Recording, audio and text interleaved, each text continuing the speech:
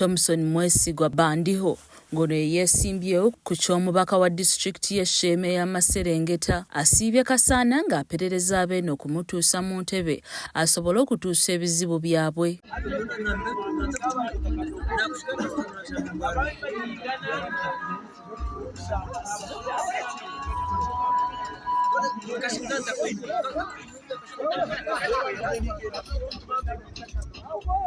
Eggombolola eno esingamu bitundu bya nsozi omuli Kirugu, Keihara, Kasinga, Munyonjere, Lukondo, Kachwampale ne Kibaati. Abantu b'eno bamulaze obuwagizi nga bagamba nti bulijjo balonda abantu ate ne bamala ne babeerabira, wabula kati balina essuubi nti bwe banaalonda omuvubuka omuto ate nga nzaalwa ya ku kyalo baakuyambibwa.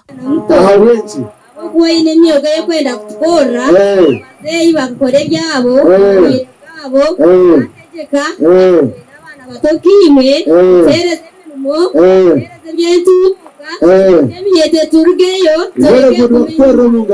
Stina huku hasente twabasijera twaza kukora mbwenu mwana lero itwe notuteekateeka hokiikaba kyalo. Ye Thompson Mwesigwa agamba nti yagwana okukiikirira abantu b'e Sheema South kubanga yamanya ebizibu byabwe ate ng'essira agenda kulisimba ku nkulaakulana mu maka abavubuka okufuna emirimu ng'ayita mu kampani ze okuli Triple World Group Uganda Limited, Supreme Services, Sunrise Microfinance n'okwongera okubasakira eby'essava.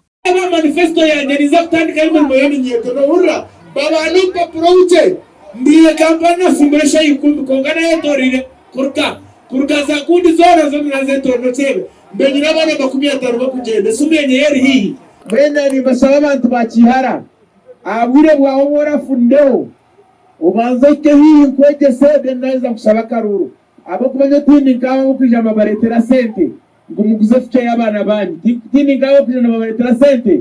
Ayongeddeko ng'agamba nti okusinziira ku nkula ya Kasaana sub-county kizibu gavumenti okubawa amasannyalaze kubanga ekitundu kya nsozi naye nti ye wakubasakira abantu bafune amasannyalaze g'amaanyi g'enjuba nga bwe balinda enteekateeka ya gavumenti. MP nafuna miliyoni 45 ogwo n'omutwaro gumwe tuweka gwadoora.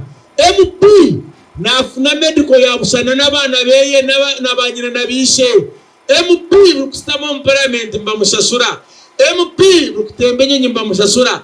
Mbwenu muyebyo ne mukura karimba mutura mutera karuru muganyirwe muki ekiba kubagambira ngo bakareta amashanyarazi n'ababereho tire kibaresire konka twarga za Kihara abantu bine amashanyarazi abantu bine mizi omutizi ari ukomoka Rwabizi wo Musina Rugongi tukafurikira Shukshema esaeji ninye mwana wa Shema kirire.